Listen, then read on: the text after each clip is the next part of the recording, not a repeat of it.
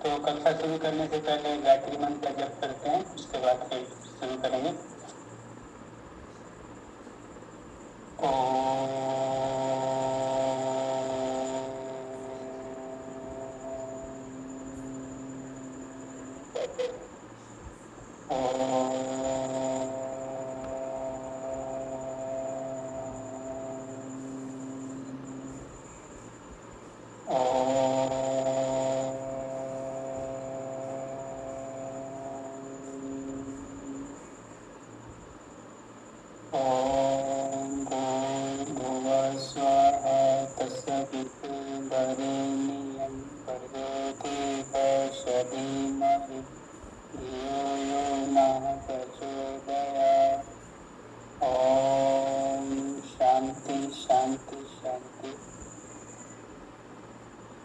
कक्षा में पधारे हुए सभी सदस्यों को नमस्ते जी। आज जिस विषय पे बात करने के लिए मीटिंग में मैसेज डाला था, उस विषय पे चर्चा होगी। आज का हमारा विषय है अधार्मीय वेगों को रोकने से होने वाले रोग और उनकी चिकित्सा। तो अष्टांग संग्रह में और अष्टांग हृदय में भी महर्षि वाग्भट जी ने वायु, मल, मूत्र, शीत, प्यास, भूख, निद्रा, खांसी, श्रम जन्य श्वास, जम्भाई, आंसू, उल्टी और उपस्थित शुक्र वेग को रोकना नहीं चाहिए, ऐसा महर्षि वाग्भट जी ने अष्टांग संग्रह और अष्टांग हृदय में बतलाया है। सबसे पहले हम बात करेंगे वायु, जो हमारे लिए अत्यंत महत्वपूर्ण है। वायु का मतलब यहाँ पे अधोवायु।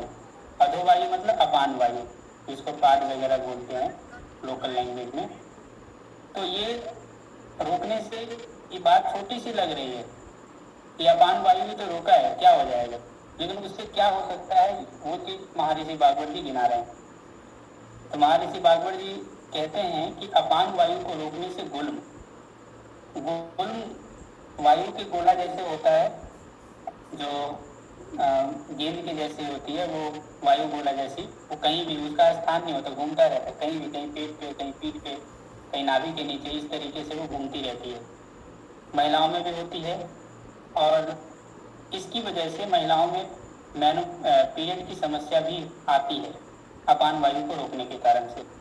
उदाहरण, अपान वायु को रोकने से गैस की भी समस्या होती है, कब्ज की भी समस्या होती है और उदर में दर्द यानी पेट में दर्द भी होती है, क्योंकि वो वायु नीचे नहीं गई। वायु बिना दर्द के, बिना वात के दर्द नहीं होता। तो जो अपान वायु को रोका तो उसके कारण वात का अवरोध हुआ, तो वात जहाँ जाएगा अटकेगा, वहाँ पीन करेगा, तो उधर में दर्द होगा। क्लम, आप बिना मेहनत किए थकेंगे, बिना मेहनत किए थकेंगे, उसको हम क्लम बोलते हैं। तो अपान वायु जो है रोकने से ये आपको चीजें होंगी। अपान वायु को रोकने के कारण से कॉन्स्टिपेशन भी हो सकती है, मूत्र भी खुल के नहीं होगा, मूत्र का अवरोध होने लगेगा। इसके अलावा आंखों की रोशनी भी कम हो सकती है, चश्मे भी आपको लग सकते हैं और अग्निनाश, पाचन कमजोर हो सकती है। इसके अलावा हार्ट की प्रॉब्लम भी हो सकती है। एक अपान वायु को रोकने से हार्ट की प्रॉब्लम हो सकती है। अच्छा, अपान वायु की रोकने की स्थिति बहुत जगह बनती है, कहीं मीटिंग में है, खास करके महिलाएं ये चीज ज्यादा करती हैं और ये उनके साथ अधिक होता है, क्योंकि 4-5 लोगों के बीच में हैं, सम्मानजनक लोग हैं, कोई बॉस है, कोई मालिक है, उसके बीच में हमने ऐसा कर दिया तो एक बेइज्जती हो जाती है कि यार, मतलब क्लास में भी पढ़ते रहते हैं बच्चे लोग, तो वहाँ पे इस तरीके की बनती है। तो मतलब एक बचपन से एक नेगेटिव पेश कर दिया गया कि ये बुरी चीज़ है। तो अपान वायु को रोकने से ये सारी चीज़ें हो सकती है। अब अपान वायु को रोकने के कारण से ये जो रोग हुई, इन रोगों में हम क्या करें? इन रोगों में स्नेहपान, भोजन में घृत का सेवन करें, स्वेदन करें, फल फलवर्तियाँ जो है गुदा में अनुलोमन द्रव्यों को बत्ती जैसी बना के डाली जाती है अनुलोमन के लिए, मन के अनुलोमन के लिए। वातनाशक भोजन करे, बस्तियों का प्रयोग करे। बस्ती जो है ना, पुराने जमाने में जो जानवर लोग होते थे उनका मूत्राशय का इस्तेमाल किया जाता था। गुदा द्वार में डाल के मूत्राशय में औषधि भर के दबाया जाता था प्रेशर के माध्यम से। तो ये चीजें होती थी। इसके अलावा भोजन आहार विहार ऐसा होना चाहिए जो अनुलोमन हो। वायु का अनुलोमन करने वाला आहार विहार प्रशस्त होता है अपान वायु के कारण से यदि कोई रोग होता है तो। अब मल का अवरोध। मल के अवरोध होने से क्या होता है? तो मल के अवरोध, मल को रोकने के कारण से पिंडलियों में ऐंठन होती है, जुकाम होता है, सिर में दर्द की समस्या होती है। बहुत सारे लोग मल को रोकते हैं तो बाद में उनको ये लंबे समय तक बना रहा तो सिर दर्द की भी समस्या होती है। वायु की ऊपर की ओर गति करती है, पेट में कैंची के काटने जैसा दर्द होता है, हार्ट में रुकावट आती है, जैसे लगता है हृदय रुक सा गया है। इसके अलावा मल जो है सूख जाता है। और अधोवायु, जो अपान वायु के कारण से होने वाले रोग थे, वो सारे के सारे रोग भी मल के रोकने के कारण से आ जाते हैं। तो मल के रोकने के कारण से बहुत सारे लोगों को सिर की दर्द, कॉन्स्टिपेशन और पेट में कैंची के काटने जैसा दर्द, इस तरीके की चीजें हो जाती है। तो मल के रोकने पर क्या चिकित्सा होनी चाहिए? तो मल के रोकने पर जो चिकित्सा है वो स्नान करना, स्टीम लेना, एनिमा लेना और ऐसा खान पान जो मल को निकाले, अनुलोमन करे। जैसे हरितकी है, हरितकी को अरंड तेल में भून करके उसका पाउडर बना करके खाया जाता है तो उससे मल अनुलोमन होता है। तो ये मल के अवरोध से होने वाले रोगों में बहुत बढ़िया काम करता है। अब मूत्र के अवरोध से बहुत सारी ऐसी स्थिति होती है जो हम पेशाब को रोकते हैं। तो पेशाब को अगर हम इस तरीके की स्थिति बनती रही, आदत कंटिन्यू हम करते रहे, तो पेशाब के रोकने के कारण से शरीर टूटने जैसा लगता है, पथरी हो सकती है, आपके नाभि के नीचे दर्द हो सकता है और मूत्र मार्ग में भी दर्द हो सकता है, वंशन देश में भी दर्द हो सकता है। और मल और मूत्र के रोकने से होने वाले जो रोग थे वो रोग भी मल और अपान वायु के रोकने से होने वाले जो रोग थे वो रोग भी मूत्र के वेग को रोकने से होने वाले मूत्र के वेग को रोकने से हो सकती हैं। तो मूत्र के वेग को रोकने के लिए क्या चिकित्सा करनी? मूत्र को हमने रोक दिया है तो उसमें हम क्या चिकित्सा हम कर सकते हैं? तो उसमें हम कृष्ण द्रव्यों से बनाई बर्तियाँ प्रयोग कर सकते हैं, वातर द्रव्यों से बनाए। तो ये मूत्र का तो हो मल का तो हो गया, मूत्र की बात हो रही है। तो मूत्र के वेग को रोकने से जो रोग हुआ उसमें हम अवपीडक घृत का सेवन करा सकते हैं। अवपीडक घृत जो है उत्तम मात्रा में घृत का सेवन करवाया जाता है। इसमें मोन्टू जी आप होंगे शायद। तो बहुत सारे रोगियों में जब मूत्र से संबंधित रोग होता है तो उसमें बड़ी हुई मात्रा का प्रयोग करवाए तो बहुत बढ़िया रिजल्ट आता है। पहले दिन 10 ग्राम घी सुबह खाली पेट और रात में भोजन से पहले, दूसरे दिन 20 ग्राम सुबह खाली पेट और रात में भोजन से पहले। इस तरीके से कंटिन्यू 8 दिन, 10 दिन, 15 दिन, जब तक रोग ठीक नहीं होता है करवाया जाए बड़ी हुई मात्रा में। कम से कम 50-50 ml, 60-60 ml तक सुबह शाम जाते हैं अवपीडक घृत के रूप में। मतलब उत्तम मात्रा में घृत, जो उत्तम मात्रा का मतलब होता है जो घृत 12 घंटे में पचे, तो वो तरीका होता है। मूत्र संबंधित रोगों में बहुत बढ़िया काम करता है ये। तो अवपीडक घृत जो है मूत्रजन्य रोगों में अवपीडक घृत जो भोजन से पहले और भोजन के पचने के बाद उत्तम मात्रा में देना होता है। ठीक है, तो इस प्रकार की घृत की अवपीडक संज्ञा होती है। तो भोजन से पूर्व जैसे मान लो उदाहरण के तौर पर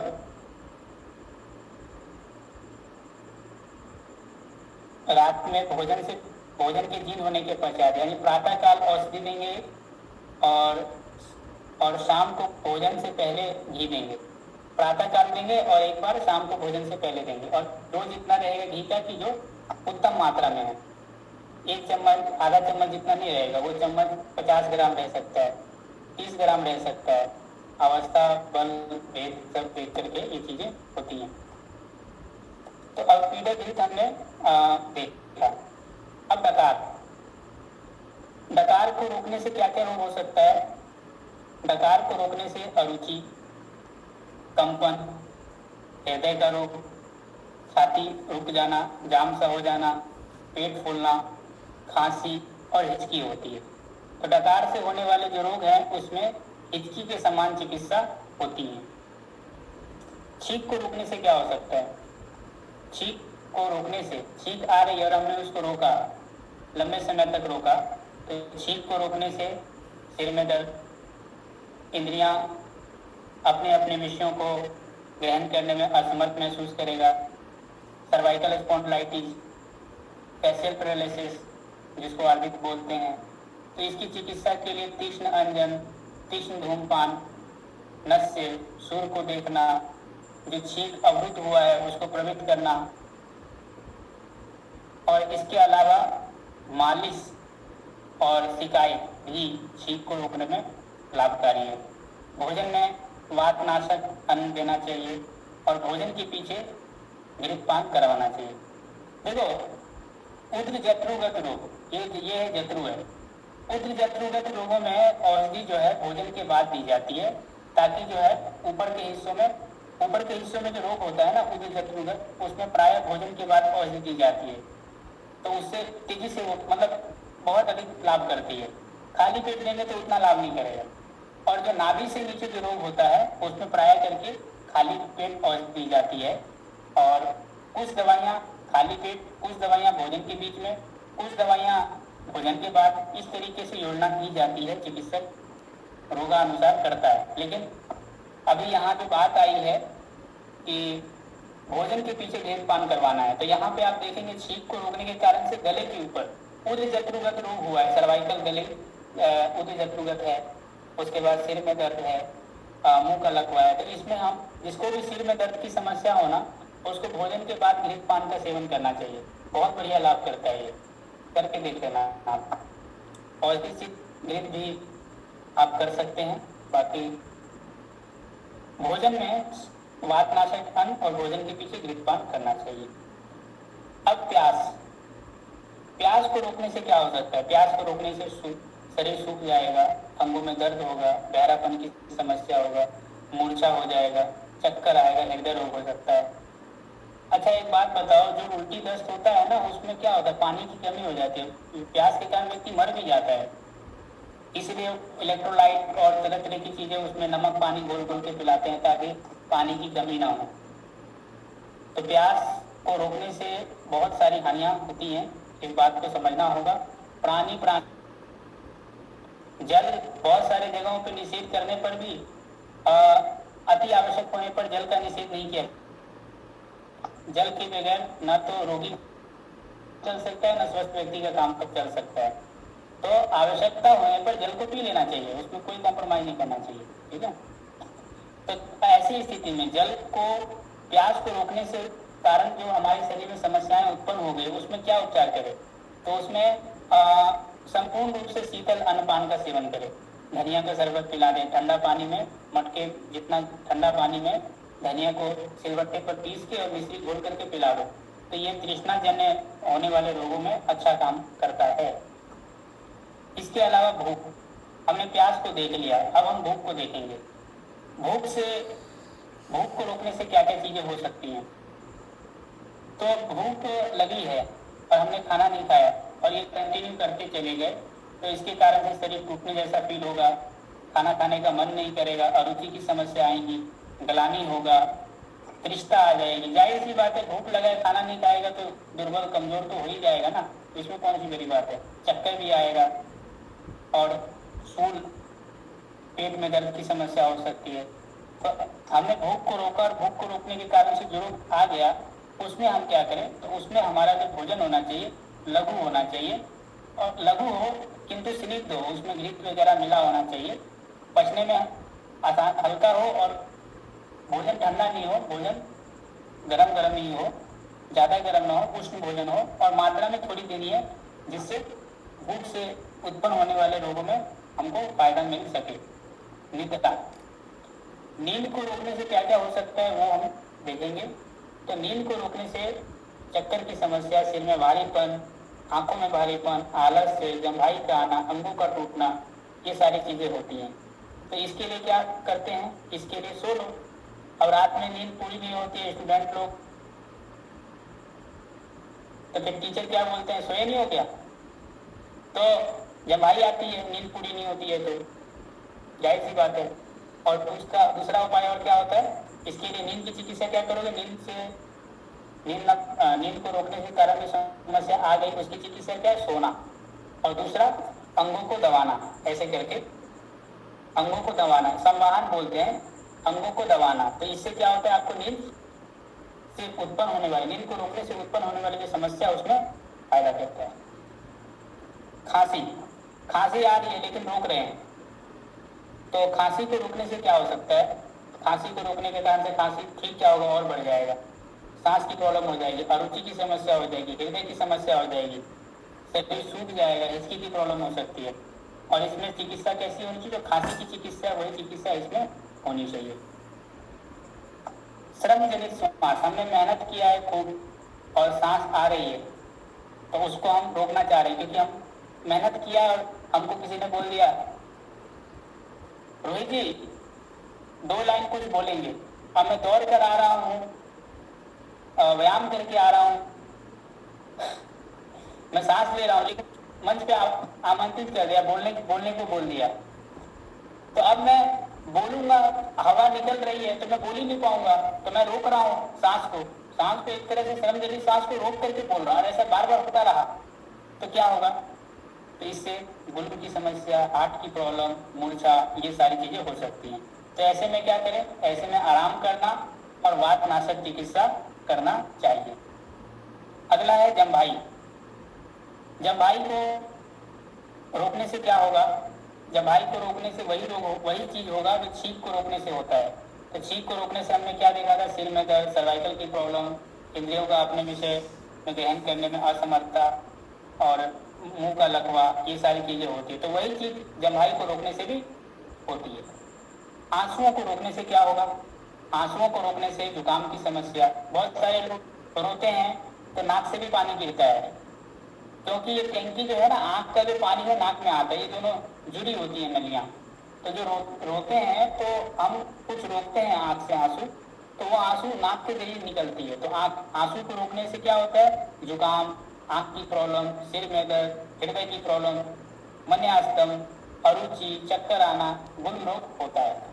तो ये आंसू रोकने का काम कौन करता है ज्यादा, हार्ट की प्रॉब्लम 100% में से 90% हार्ट की प्रॉब्लम पुरुषों में पाया जाता है, महिलाओं में मात्र 10% हार्ट की प्रॉब्लम पाया जाता है। उसका कारण एक ये भी है, क्योंकि महिलाएं रोती हैं तो खुल के रोती हैं, पुरुष क्या करता है, थोड़ा रोएगा भी, थोड़ा आंसू निकालेगा, थोड़ा रोकेगा, मतलब रोक भी रहा होता है आंसुओं को रोक भी रहा होता है, निकाल भी रहा होता है। तो इससे जो है वो हार्ट की प्रॉब्लम हो सकती है। तो इसलिए हार्ट की प्रॉब्लम बढ़ने का एक कारण ये भी है। तो आंसू आ रहा है तो उसको एक वेग है, आंसू निकल चुका है, अब आप मत रोको, अब खुल के निकाल दो, ठीक है जी। तो आंसुओं की उपस्थित वेग को रोकने से जुकाम, अक्षी रोग, शिरोरोग, हृदय रोग, मन्यास्तम, अरुचि, भ्रम और गुल्म होता है। इसके लिए क्या इलाज है, सुला दो, मध्य आशा वरिष्ठ, द्राक्षासव या सुगंधा रिस या सरसों का रिस, इस तरीके की चीजें दे दो। प्रिय कथा, कथा का मतलब वो कहानी वाला शेख चिल्ली वाला कथा नहीं, कथा आपकी भी कथा हो सकती है, आपकी भी कहानी हो सकती है। व्यक्ति दुखी है, रो रहा है, आप उसको बोल सकते हो, यार फलाने जगह गए थे, कितना अच्छा था, मतलब इस तरीके की ऐसी ऐसी कथाओं, ऐसी ऐसी चीजें बोलो जिससे उसका मन प्रसन्न हो जाए। ऐसी ऐसी कथाएं उसके सामने करो जो उसकी रुचि करो, जो अनुकूलता हो, जो आपको पता है कि इस चीज में खुश होगा। इस तरीके की चीजें आप अगर आप करते हो ना, तो इससे आपको आराम मिलता है। उल्टी, बहुत सारे लोग क्या है, उल्टी को रोकते हैं, उल्टी को रोकते रहते हैं। अब आपने गलत खान पान किया, और गलत खान पान करने से उल्टी जैसा फील हुआ तो आपने क्या किया, गोली ले लिया उल्टी को रोकने की दवा दिया। अब भाई गलत खान पान के कारण से अधिक खा लिया, उल्टी जैसे लग रहा है, निकाल दो उसको, आपने रोक दिया। तो रोकने के कारण से, उल्टी को रोकने के कारण से वो जो दूषित चीज निकलनी थी वो बाहर का निकल के रुक के अंदर स्किन की प्रॉब्लम हो जाएगी, विसर्प हो जाएगा, खाज की प्रॉब्लम हो जाएगी, पांडु रोग हो जाएगा। पांडु का मतलब यहाँ पे पीलिया नहीं है, पांडु का मतलब यहाँ काम ये पांडु का मतलब यहाँ पे जॉन्डिस नहीं है, पांडु का मतलब यहाँ पे एनीमिया है। आयुर्वेद में पांडु जहां जहां आएगा वहां पे एनीमिया आपको समझना होगा, ठीक है जी। बुखार हो जाएगा उल्टी को रोकने के कारण से। इसके अलावा खांसी, सांस की प्रॉब्लम, जी मिचलाना, झुइयाँ, झाइयाँ, सूजन, ये सारी चीजें होंगी। तो वमन उल्टी को रोकने से ये सारी चीजें आती हैं। इसमें क्या चिकित्सा होंगी, इसमें चिकित्सा कुछ खिला पिला के उल्टी करवा देते हैं, रूक्ष अन्न खा के, जौ की रोटी वगैरह खा के उसको उल्टी करवाया जाता है। गंडूस धारण, व्यायाम करना, रक्त मोक्षण, उपवास करवाना, विरेचन करना, ये सारी चिकित्साएं इसमें की जाती है। और मलने के लिए यवक्षार और लवण से युक्त तिल तेल की वहाँ लगाया जाता है स्किन पे। ये कब, जब उल्टी को रोकने से होने वाले जो समस्या होता है उसमें अवस्था अनुसार। लास्ट है शुक्र का वेग। अब शुक्र का वेग का रोकने का मतलब यहाँ पे क्या है, शुक्र के वेग को रोकने का मतलब है कि संतान प्राप्ति के लिए हम मतलब प्रवृत्त हुए, लेकिन अब हमारी इच्छा हुई कि संतान प्राप्ति नहीं चाहते हैं, तो अब वो शुक्र निकल गया है। तो जब शुक्र निकल गया है तब रोकने की बात हो रही है। शुक्र जब निकलना शुरू हो गया है तब नहीं रोकना है। ऐसे जब काम वासना रूपी चीजें मन में आती हैं तो उसको तो रोकना ही होता है, लेकिन जब मन बन रहा है, हम नहीं चाहते कि वो वीर किसी तरह से जाए उसके अंदर और जिससे गर्भ ठहरे, तो उसके लिए कुछ ना कुछ उपाय से रोकते हैं, दबाने से, अलग अलग तरीके से रोकने का कोशिश करते हैं। तो वो वाला शुक्र के वेग को रोकने की बात हो रही है। तो उपस्थित आय में शुक्र को रोकने की बात हो रही है। तो उससे क्या होता है, शिश्न में दर्द हो सकता है, महिलाओं में भी गुप्तांगों में दर्द हो सकता है। इसके अलावा सूजन की समस्या, बुखार की समस्या, हृदय में दर्द, हार्ट में दर्द, ये पुरुषों के लिए बात हो रही है। इसके अलावा मूत्र का अवरोध, शरीर टूटने ऐसा लगना, हाइड्रोसील की समस्या, पथरी की समस्या और इनफर्टिलिटी, नपुंसकता, पुरुषों में नपुंसकता उत्पन्न हो सकती है। इसकी चिकित्सा क्या होना चाहिए, इसकी चिकित्सा मालिश करना, अवगाहन करना और मूत्र बस्ती को शोधन करने वाली चीज धनिया और गोखरू से सिद्ध किया हुआ कि इसका सेवन, क्योंकि धनिया क्या करती है, बस्ती को शोधन करती है, ठीक है, मूत्राशय को शुद्ध करती है, इस बात को समझना होगा। खीरा भी मूत्राशय को शुद्ध करती है। खीरा ककड़ी से सिद्ध गिरित, खीरा ककड़ी से सिद्ध दूध का सेवन आप करवा सकते हैं। इसके अलावा ये जो है, ये हमने आज अपान वायु से लेकर के और शुक्र के वेग तक रोकने की बात कही। अब हम सारांश रूप में समझते हैं। बहुत सारी ऐसी स्थिति होती है जहां पर व्यक्ति नींद को रोकता है, सिगरेट पीता है नींद को रोकने के लिए, चाय पीता है, जर्दा खाता है, गुटखा खाता है, तरह तरह की चीजें अपनाता है, रात में जागता रहता है, चाय पी पी करके नींद को रोक रहा होता है, और जो उसको नींद को रोकने से कितनी सारी समस्याएं उत्पन्न होती है। चरक में लास्ट में बतलाया है कि तीन प्रकार के लोग हमेशा बीमार रहते हैं। तीन प्रकार के लोग समाज में सबसे अधिक बीमार रहते हैं। कौन है तीन प्रकार के लोग? पहला है व्यापारी, धंधा करने व्यापारी, बिजनेसमैन। दूसरा है वैश्या, तीसरा है पढ़ने पढ़ाने वाले। उसका सबसे मुख्य कारण, ये जो बीमार रहते हैं उसका सबसे मुख्य कारण यही है, वेगों का धारण। उनको वेगों का धारण वो अधिक करते हैं। व्यापारी क्या करता है, खाना खाने के लिए बैठा, ग्राहक आ गया, भाई ग्राहक भगवान है, भगवान को हम नाराज नहीं कर सकते हैं। पहले हम भगवान की पूजा करेंगे, तो पहले वो सामान देता है, फिर वो खाना खाता है। तो उसके चक्कर में कब 3-4 बज गया पता भी नहीं चलता है। फिर 3-4 बजे वो खाना खाते हैं शाम को, फिर वो तरह तरह के बीमार पड़ते हैं। प्यास को रोक देते हैं, भूख को रोक देते हैं, पेशाब लगा हुआ है, चलो कस्टमर आ गए, चलो 2-4 कस्टमर को दे देते हैं, फिर जाएंगे। बस 5 ही कस्टमर तो है, इसको दे देते हैं, फिर खाना खाएंगे। भाई खाना खाने का टाइम है, नेचुरल भूख लग चुकी है, आप खा लो फिर आप करो। लेकिन ये व्यापारी लोग ऐसा करते हैं, इसलिए व्यापारी लोग ज्यादा बीमार रहते हैं। ऐसे ही वैश्या है, उनके सामने जो लोग आते हैं तो वो चाहते हैं कि अभी नाराज ना हो जाए ग्राहक, तो उस स्थिति में वो उनको भी वो वेग को रोकते हैं। ऐसे ही पढ़ने पढ़ाने वाले हैं, थोड़ा और पढ़ लेता हूँ, पढ़ने में बहुत मजा आ रहा है, बहुत इंटरेस्टिंग टॉपिक है, थोड़ा और पढ़ लेता फिर खाना खाऊंगा। उधर से भाई बुला रहा होता है, भाभी बुला रही होती है, चाची बुला रहा होता है, बेटा खाना खा लो, बस बस बस थोड़ा सा रह गया है, बस थोड़ा ये कर लूँ। 1 घंटा बाद फिर हम जाते हैं खाना खाने के लिए, फिर उसकी वजह से हमारे को बीमारी हो जाती है। तो 3 लोग, कौन 3 लोग? व्यापारी, वैश्या और पढ़ने पढ़ाने वाले लोग, ये 3 लोग बहुत अधिक बीमार रहते हैं। उसके पीछे सबसे कारण, ये 3 लोग प्राय करके बीमार पड़ते रहते हैं, उसका कारण है वेगों को रोकना। तो अगर हमें इन बातों की समझ होगी तो हम आए हुए वेगों को नहीं रोकेंगे, जिससे हम बच पाएंगे। तो महर्षि भागवत जी ने बतलाया है कि इन हमें ऐसी अपने आप को बनाना है कि इन वेगों को रोकना नहीं है। इन आए हुए वेगों को नहीं रोकने से, इन आए हुए वेगों को नहीं रोकने से जो इनके कारण जो उत्पन्न रोग हैं उनसे हम बच जाएंगे। पहले हमें यही कोशिश करनी चाहिए, ठीक है। तो ये बेवकूफ़ी हमें नहीं करना है, इन बातों को हमें ध्यान रखना है। तो आप लोगों में से कुछ पूछना हो 5 मिनट के लिए तो पूछ सकते हैं, जो मैंने अभी बताया। जय श्री राम। जय श्री राम जी। जुकाम बार बार होता है, जुकाम बार बार होता है, बार बार होता है जी।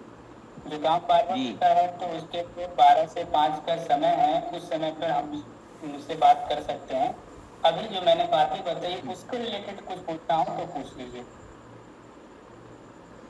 अच्छा अच्छा ठीक है जी जी ठीक, बुराई पूछ कर। चलिए अब मैं आचार्य जी को आमंत्रित करता हूँ। आचार्य जी कुछ हमें आप अपने ज्ञान के माध्यम से मार्गदर्शन करें। बाकी आपका परिचय आचार्य जी ने दे दिया है। जी आचार्य जी कुछ कहिए आप। ओम ओम, आवाज आ रही है? आवाज आ रही है? जी हाँ जी बिल्कुल आ रही है आपकी आवाज। ओम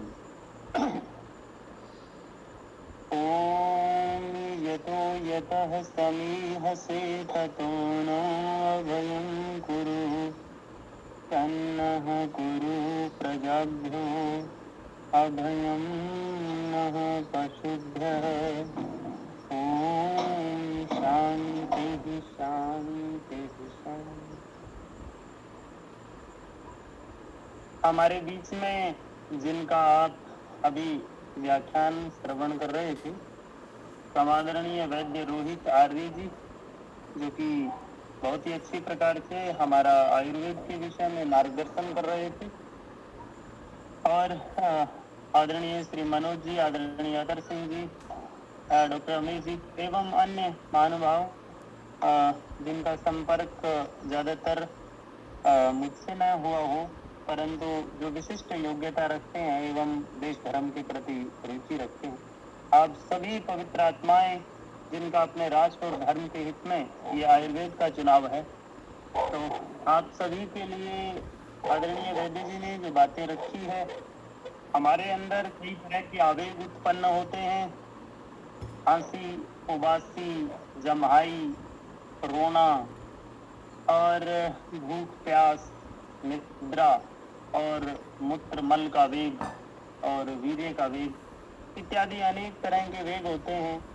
और इन वेगों को हम ठीक से जब नहीं प्रयोग कर पाते, अर्थात जिनको रोकने की प्रवृत्ति हमारी हो जाती है, किसी की भी हो जाती है, तो उसका दुष्परिणाम आता है। तो इसके संबंध में बहुत सारी बातें हैं, परंतु कुछ मुख्य प्रश्न जो उठते हैं उसके बारे में थोड़ी सी चर्चा मैं करता हूँ, और उसके बाद में इसके अंदर जो बहुत वास्तविक और सनातन धर्म का वास्तविक लॉजिक छिपा हुआ है उस संबंध में मैं उसके बाद चर्चा करूंगा, तो वो चर्चा बहुत विशेष होने वाली है। तो काम वासना के संबंध में लोग ऐसा मानते हैं इस श्लोक को लेकर के कि यहाँ तो वासना की आजादी है, मतलब काम वासना को क्यों रोकना, वेग को रोकने की बात, वेग को रोकने की बात को, काम वासना को रोकने की बात वो लोग बताते हैं। तो इस बात को भगवान श्री कृष्ण ने मिथ्याचार कहा। भगवत गीता का 3रा अध्याय और श्लोक नंबर 6, कर्मेंद्रियाणि संयम्य ये आस्ते मनसा स्मरण इंद्रियार्थान विमूढ़ात्मा मिथ्याचारः स उच्यते। इस चीज को मिथ्याचार की श्रेणी में लिया गया है कि जो व्यक्ति कर्म इंद्रियों का तो संयम करता है लेकिन उस चीज को मन में स्मरण करता रहता है, और इसी चीज को 16:4 में भी भगवान श्री कृष्ण ने दंभ कहा है। तो ये मिथ्याचार क्या है? ये एक तरह का दंभ है। और ये क्या है कि मन से तो उन चीजों का स्मरण करते रहे, फिर आवेग उत्पन्न हो गया, आवेग उत्पन्न हो गया तो उसको रोकना नहीं, तो ये मूर्खतापूर्ण है। तो मन से स्मरण नहीं करना, आवेग कभी उत्पन्न हो जाता, आवेग उत्पन्न होता है पहले आप मन से उस चीज का स्मरण करते हैं, तो आवेग को उत्पन्न होने की स्थिति मन से पहले स्मरण नहीं करना। और कर्म इंद्रियों का केवल संयम, कर्म इंद्रियों का नहीं, हमारा संयम जो है वो मन पर होना चाहिए। यदि हमारा संयम मन पर होगा तो फिर ये उत्पन्न ही नहीं होगा। तो उत्पन्न होने के बाद में रोकते हो तो वो ऐसा है कि अब आजकल ज्यादातर यही होता है, हाँ मैं ब्रह्मचारी हूँ, मैं बड़ा संयमी हूँ और मुझे ब्रह्मचर्य का पालन करना है। गलत चीज को देखता रहेगा, मन उसकी तरफ उसका भागता रहेगा, जाता रहेगा, और वो गलत चीज की तरफ उसकी प्रवृत्ति होगी, अरे यार इसको देख लें, इसको पढ़ लें, इसको सुन लें, और लेकिन फिर वो आवेग उत्पन्न हो गया, आवेग उत्पन्न हो गया तो फिर रोका नहीं जाता, तो उसको बाद में याद आता, अरे मैं तो ब्रह्मचारी था तो क्या करूँ, आवेग को रोक लूं, तो फिर वो क्या कहलाएगा? वो भगवान कृष्ण की भाषा में मिथ्याचार कहलाएगा। तो ये जो मिथ्याचार है ये हमारे जीवन में नहीं होना चाहिए। ये आध्यात्मिक व्याख्या के अंतर्गत मैं ये बातें कह रहा हूँ। तो आयुर्वेद का एक आध्यात्मिक पक्ष बड़ा ही सुंदर होता है, और हम लोग क्या करते हैं, ज्यादातर आध्यात्मिक पक्ष को छोड़ देते हैं। तो आध्यात्मिक पक्ष जिन लोगों के जीवन में नहीं होता वो लोग इन समस्याओं से ज्यादा ग्रसित होते हैं। ग्रसित होना स्वाभाविक है।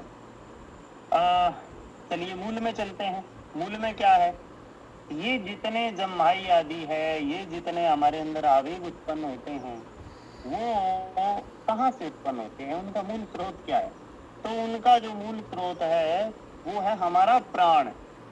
प्राण में गड़बड़ी हुई, आपकी जम्हाई में गड़बड़ी हो सकती है, आपको खांसी आ सकती है, आपको जुकाम हो सकता है, आपके मलमूत्र से संबंधित समस्याएं हो सकती है, फिर वो कब्ज होगी, फिर वो एसिडिटी होगी, फिर वो जलन होगी, फिर वो हृदय के अंदर गैस भरेगी, वो कहीं छिद्र होगा, कहीं सुराख होगा, कहीं आपका ये मस्तिष्क के अंदर प्राण का उसका आवेग जाने से, उस एसिडिटी का, उस गंदी वायु का, अपान वायु को के जाने से आपकी मस्तिष्क की बुद्धि का विकास रुकेगा और बुद्धि आपकी गड़बड़ाएगी। तो ये सारी की सारी जो बातें हैं वो सारी की सारी बातों का मुख्य आधार क्या है? प्राण। और प्राण जिस व्यक्ति का सही रहता है वो इन बीमारियों के अंदर नहीं फंसता है। तो प्राण को सही करना मुख्य कार्य होता है। और हमारे यहाँ पर प्राण का इतना गजब का विज्ञान था, इतना गजब का विज्ञान था। देखो आयुर्वेद कोई ऐसे नहीं है कि ऐसे बस गहरे गहरे नत्थु खेरे ने लिख दिया, जैसे आजकल के ये ना कुछ आंतरिक कुछ भी नहीं जानते इन चीजों के बारे में। हमारे ऋषियों ने कितनी गहराई तक खोज की कि प्राण बोले 10 विभागों में काम करता है। कितने विभागों में? 10 विभागों में काम करता है। और वो कौन कौन से हैं? वो है प्राण, अपान, समान, उदान, व्यान। ये तो वे प्रमुख 5 भाग। अब इनके उपभाग हैं, तो वो है नाग, कुरम, कृकल, देवदत्त, धनंजय। ये आप लोगों ने भी सुने होंगे। तो ये प्राण के गड़बड़ होने से ये चीजें गड़बड़ाती है। और जिस व्यक्ति का प्राण सही है, प्राण स्ट्रॉन्ग है, हमारे वेद ने क्या कहा? ये वेद जो है ये आयुर्वेद का आधार है। ऋग्वेद से ज्यादातर औषधियां ली जाती है, और ऋग्वेद से मतलब चारों वेदों में ही कहीं ना कहीं कुछ ना कुछ वर्णन, लेकिन ज्यादातर जो आयुर्वेद निकाला गया है वो ऋग्वेद से निकाला। तो वेदों के अंदर क्या कहा गया कि जिस व्यक्ति का प्राण के ऊपर संयम है उस व्यक्ति का जीवन कैसा होता है? बोले अस्मा भवतु नस्तनु, वो पत्थर के समान होता है, पत्थर के समान मजबूत हो जाता है। ये आर्यों की संस्कृति, ये ऋषियों की संस्कृति मानने वालों के आज, जैसे आदरणीय अतर सिंह जी ने पहले बात कही, छोटे छोटे बच्चों के हृदय में छेद हो रहे हैं। और हमने तो कभी अपने जीवन काल में देखा नहीं था हार्ट अटैक को, ये किसी भी नौजवानों को हार्ट अटैक आ रहा है। कैसा दुर्भाग्य! ऋषियों की पावन संस्कृति को मानने वालों की कैसी हालत है, जहां पर ये कहा जाता था कि अस्मा भवतु नस्तनु, हमारा शरीर जो है वो पत्थर के समान मजबूत हो जाता है। और आज भी आप देखते होंगे कुछ लोग, कोई ट्रैक्टर को ऊपर चढ़वा लेते हैं, कोई ट्रक को ऊपर चढ़वा लेते हैं, कुछ ना बिगड़ता। ये क्या है? ये प्राण की शक्ति।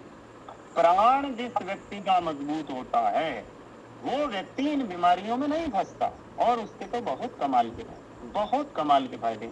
अभी तो मैंने जो है अभी अपनी जो कक्षा का लिंक जाता है, इसमें भी कई सारी चीजें ऐड करवानी थी, मुझे समय नहीं मिलता।